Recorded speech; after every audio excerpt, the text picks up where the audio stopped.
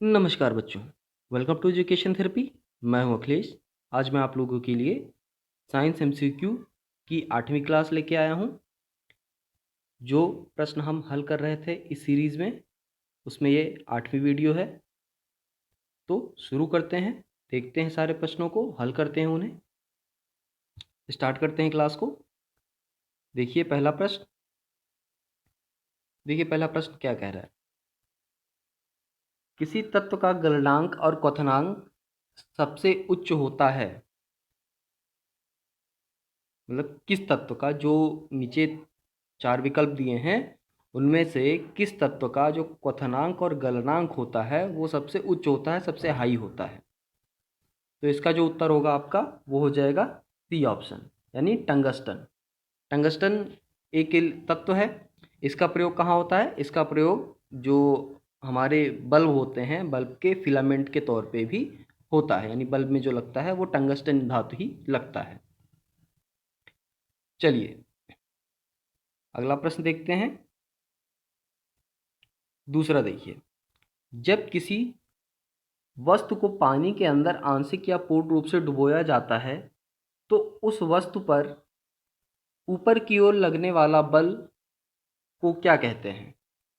यानी जो वस्तु है, जब वस्तु को पानी में आंशिक रूप से या पूर्ण रूप से डुबोया जाता है तो उस पर ऊपर की तरफ जो बल लगता है उसको क्या कहते हैं, उसका नाम क्या होता है?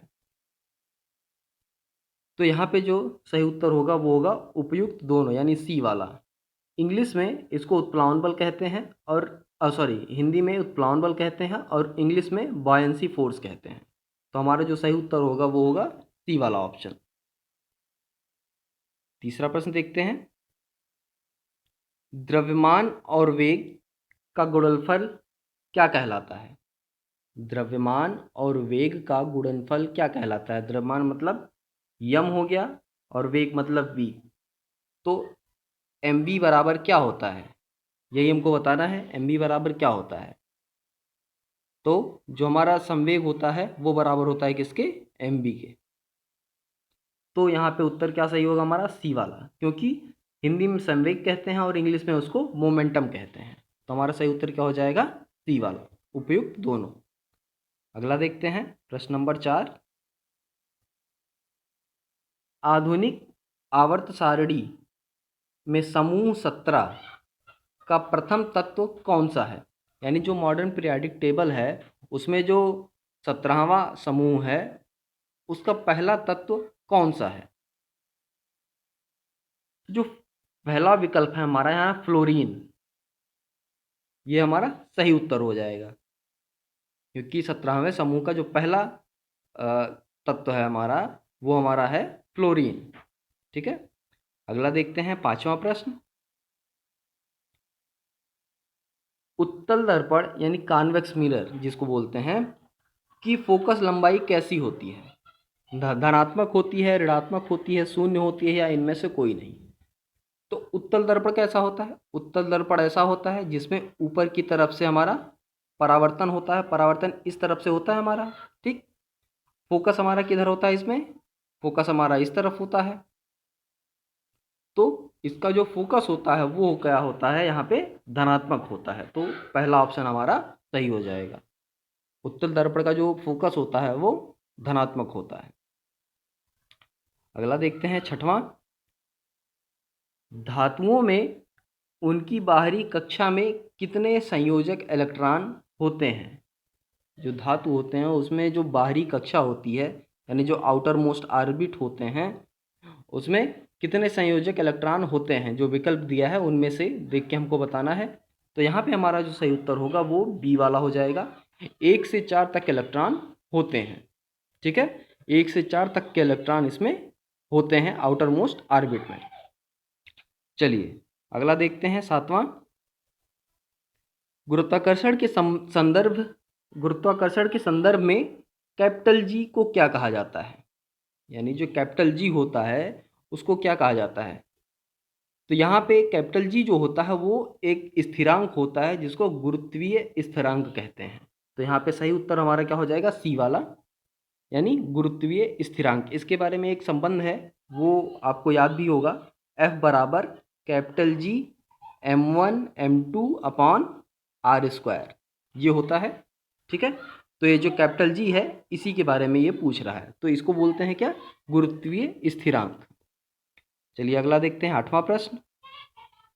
कौन सा तत्व हाथ पर रखने से पिघल जाता है? तो कौन सा तत्व हाथ पर रखने से पिघल जाता है?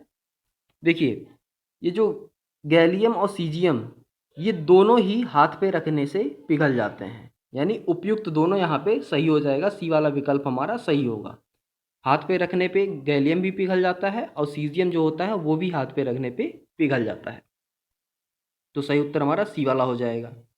अगला देखते हैं 9वां। पेरिस्कोप का सिद्धांत पर कार्य करता है। पेरिस्कोप किस सिद्धांत पर कार्य करता है? जो पेरिस्कोप होता है, पेरिस्कोप क्या होता है पहले तो आप ये जान लीजिए। देखिए, आपने कहीं डिज़ाइन में एक चीज़ बनी हुई कभी शायद देखी हो, ऐसा कुछ, ठीक ऐसा कुछ होता है। इसमें यहाँ पे ये दर्पण लगा होता है, यहाँ पे दर्पण लगा होता है। यहाँ पे कोई मान लीजिए कोई सामान, कोई वस्तु है, उसका जो किरण है यहाँ पे पड़ता है, यहाँ से लड़ने के बाद इस कांच पे इस ग्लास पे आता है, शीशे पे, और यहाँ पे कोई व्यक्ति अगर देख रहा है आँख से तो वह यहाँ पे ऐसे देख सकता है। तो पेरिस्कोप हमारा इस तरह से कार्य करता है, तो इस तरह के यंत्र को पेरिस्कोप कहते हैं। तो पूछ रहा है कि पेरिस्कोप का सिद्धांत है जो, वो किस सिद्धांत पे कार्य करता है? तो यहाँ पे हमारा जो उत्तर सही होगा वो होगा सी, पूर्ण आंतरिक परावर्तन, टोटल इंटरनल रिफ्लेक्शन पर कार्य करता है। ठीक है, कहीं कहीं हो सकता है कभी कभी विकल्प में आपको सिर्फ परावर्तन मिले, तो अगर टोटल इंटरनल रिफ्लेक्शन नहीं दिया है, पूर्ण आंतरिक परावर्तन नहीं दिया है, तो आप परावर्तन पे टिक मार सकते हैं। लेकिन अगर आपको विकल्प में टोटल या पूर्ण आंतरिक परिवर्तन विकल्प में दिया है तो आप इसी को टिक मारेंगे। ठीक है, चलिए अगला देखते हैं 10वां प्रश्न। एलपीजी का मुख्य घटक क्या होता है? एलपीजी का मुख्य घटक क्या होता है? तो एलपीजी का जो मुख्य घटक होता है वो होता है हमारा ब्यूटेन। ठीक है, एलपीजी का मुख्य घटक ब्यूटेन होता है। अगर ब्यूटेन यहाँ पे नहीं दिया होता, उसके बाद पूछता कि मुख्य घटक क्या होता है, तो यहाँ पे हम फिर प्रोपेन लगाते। ठीक है, हाँ ब्यूटेन, आप ये भी देख लीजिए, ब्यूटेन को हम रासायनिक सूत्र के रूप में CH4 और H10 लिखते हैं, C4H10 लिखते हैं। क्या, C4H10 लिखते हैं, इसको ब्यूटेन कहते हैं हम। ठीक है, चलिए अगला देखते हैं 11वां।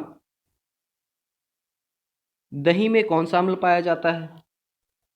दही में कौन सा अम्ल पाया जाता है? तो दही में लैक्टिक अम्ल पाया जाता है, क्योंकि ये बनता किससे है? इसको याद करने का तरीका भी आसान है, क्योंकि इसमें लैक्टोबैसिलस जो जीवाणु होते हैं उनके कारण दही, दूध से दही बनता है। ठीक, और अम्ल भी लैक्टिक अम्ल पाया जाता है। ठीक है, लैक्टिक अम्ल का जो फार्मूला होता है, केमिकल रासायनिक फार्मूला, वो क्या होता है? वो होता है C3H6O3। ठीक है, ये होता है लैक्टिक अम्ल का रासायनिक फार्मूला। चलिए अगला देखते हैं 12वां प्रश्न। पृथ्वी पर शरीर का भार न्यूनतम कहाँ होता है? देखिए, पृथ्वी पर जो भार होता है वो न्यूनतम किस जगह पर होता है, ये पूछ रहा है। 4 विकल्प दिए हैं, इनमें से हमको बताना है। तो एक चीज़ आप जान लीजिए, जो पृथ्वी होती है, पृथ्वी ऐसी है हमारी, हमारा ये इक्वेटर होता है। ठीक है, ये ध्रुव होते हैं यहाँ पे। तो ध्रुवों पे जो होता है वो हमारा जी का मान सबसे अधिक होता है। जिस जगह पे जी का मान अधिक होगा वहाँ पे भार अधिक होगा, और जहाँ पे जी का मान, यानी जी जो होगा वो कम होगा, स्मॉल जी जहाँ कम होगा वहाँ पे जो भार होगा वो कम होगा। तो हमें पता है कि इक्वेटर पे जो हमारी भूमध्य रेखा होती है वहाँ पे हमारा जो जी का मान होता है कम होता है, इसीलिए साइंटिस्ट लोग इक्वेटर के नज़दीक जाके ही मिसाइलों का प्रक्षेपण करते हैं। ठीक है, तो यानी भूमध्य रेखा पे जी का मान कम होगा, और जहाँ जी का मान कम होगा वहाँ पे भार भी कम होगा। ठीक है, क्योंकि mg ही हमारा भार हो जाता है। ठीक है, mg को ही भार कहते हैं। तो हमारा सही उत्तर क्या हो जाएगा? डी, भूमध्य रेखा। ठीक है, चलिए अगला देखते हैं प्रश्न नंबर 13। बल आघूर्ण यानी बल आघूर्ण को हम इंग्लिश में टॉर्क कहते हैं। बल आघूर्ण की दिशा क्या होती है, इसकी दिशा हमको बतानी है। बल आघूर्ण की जो दिशा होती है वो कैसी होती है? तो बल आघूर्ण की जो दिशा होती है वो होती है प्रयुक्त बल की दिशा के लंबवत, यानी जो बल आप लगा रहे हैं उसके लंबवत ये कार्य करती है। अगला देखते हैं प्रश्न नंबर 14। आवेग, आवेग को हम इंपल्स कहते हैं इंग्लिश में। आवेग किसके बराबर होता है? आवेग यानी इंपल्स किसके बराबर होता है? तो आवेग हमारा होता है संवेग में परिवर्तन। ठीक है, क्या होता है? Change in momentum. जो संवेग में परिवर्तन होता है वो उसी को हम आवेग कहते हैं। चलिए अगला देखते हैं 15। किस कारण से हम बिना फिसले पृथ्वी पर चलने में सक्षम हैं? तो घर्षण बल के कारण। घर्षण बल के कारण ही हम बिना फिसले किसी भी सतह पे चल सकते हैं। अगर घर्षण बल कम हो जाएगा तो हम फिसल के गिर जाएंगे, ठीक है, या हमको चलने में कठिनाई होगी। तो पृथ्वी पर हम आसानी से चल पाते हैं क्योंकि घर्षण बल की मात्रा जो है वो सही मात्रा में मौजूद है और इसीलिए हम फिसल के गिरते नहीं हैं। कहीं कहीं हम फिसल के गिर जाते हैं, जहाँ पानी गिरा होता है, तेल गिरा होता है, तो वहाँ क्या होता है? घर्षण बल कम हो जाता है, इसलिए हम फिसल के गिर जाते हैं। ठीक है, चलिए अगला देखते हैं 16 प्रश्न नंबर। देखिए क्या कह रहा है।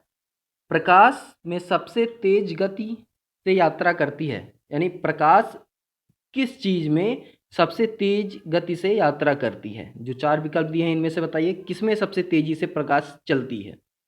तो जो निर्वात है, निर्वात यानी वैक्यूम में प्रकाश सबसे तेज चलती है। ठीक है, इसकी गति, प्रकाश की गति जो निर्वात है इसमें सबसे तीव्र होती है, सबसे तेज होती है। जो प्रकाश की चाल मापी गई है 3 × 10⁸ मीटर प्रति सेकेंड, ये वैक्यूम में ही मापी गई है। ठीक है, चलिए, यानी निर्वात में। चलिए अगला देखते हैं प्रश्न नंबर 17। भौतिक मात्रा जर्क की इकाई क्या होती है?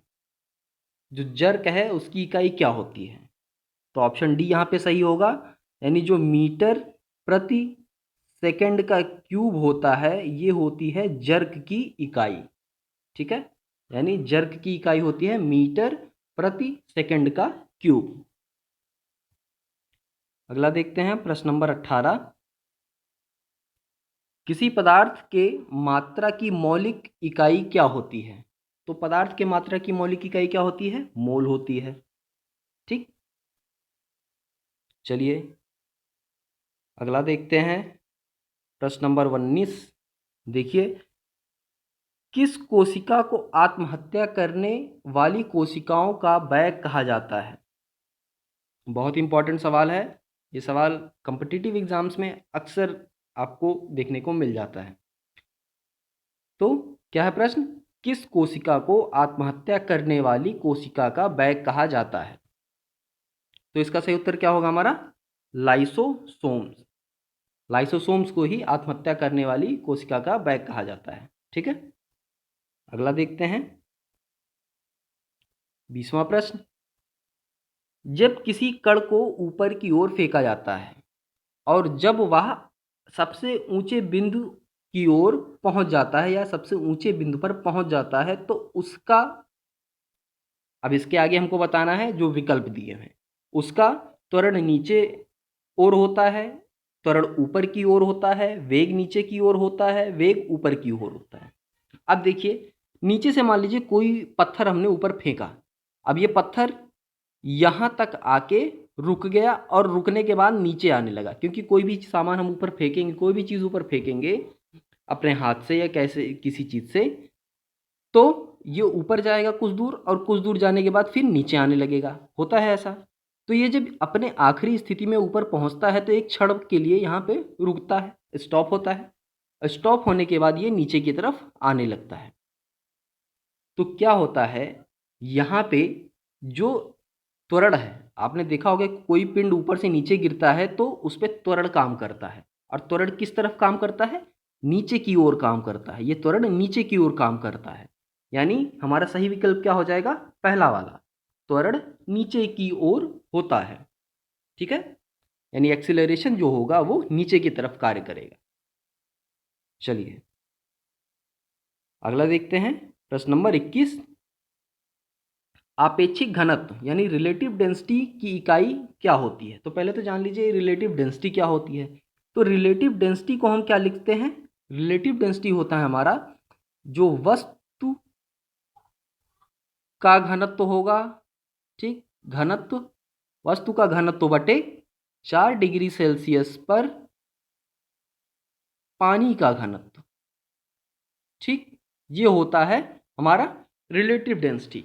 तो अब यहाँ ऊपर भी घनत्व है, नीचे भी घनत्व है, तो घनत्व की जो घनत्व कट जाएगा। ठीक है, यानी घनत्व की जो इकाई होगी वो ऊपर नीचे वाली कट जाएगी। तो जो रिलेटिव डेंसिटी है ये एक अनुपातिक मान बन जाता है, और इसी कारण इसकी कोई इकाई नहीं होती है। ठीक है, रिलेटिव डेंसिटी जो होती है ये एक अनुपातिक मान है, इसीलिए इसकी कोई इकाई नहीं होती है। तो सही उत्तर क्या हो जाएगा हमारा? डी, कोई इकाई नहीं होती है। अगला देखते हैं, ब्रेक लगाने पर वाहन को रोकने वाले बल को क्या कहते हैं? जब हम साइकिल में, मोटरसाइकिल में, गाड़ियों में ब्रेक मारते हैं तो ब्रेक लगाने पर जो बल कार्य करता है और जिस बल के कारण गाड़ियां रुकती हैं उसको हम क्या कहते हैं? तो वो हमारा घर्षण बल होता है। घर्षण बल के कारण ही गाड़ी रुकती है। अगर नहीं रुकेगी तो वो घर्षण बल नहीं होगा तो वो चलती ही जाएगी, भले आप ब्रेक मार लीजिए, फिसलती हुई चली जाएगी। ठीक है, तो घर्षण बल कार्य करता है, इसीलिए गाड़ी रुकती है। चलिए देखिए, अब केंद्रीय त्वरण यानी सेंट्रीपिटल एक्सीलरेशन और स्पर्श रेखा त्वरण टेंजेंशियल एक्सीलरेशन के बीच कौन सा कोण होता है? तो इसका सही उत्तर होगा 90 डिग्री का कोण होता है। यानी सेंट्रीपिटल एक्सीलरेशन और टेंजेंशियल एक्सीलरेशन जो होता है, इन दोनों के बीच में जो कोण होता है वो 90 डिग्री का होता है। ये कुछ इस तरह का बनता है कोण आपका, ये थोड़ा सा ऐसे कुछ बनता है, ऐसे ये होता है, केंद्र है, केंद्र से ये जो टेंजेंशियल बल होता है, ठीक है, एक्सीलरेशन, इन दोनों के बीच में जो कोण बनता है इसी यही 90 का डिग्री का कोण बनता है। ठीक है, चलिए आगे देखते हैं, बल आघूर्ण यानी टॉर्क की एसआई इकाई होती है।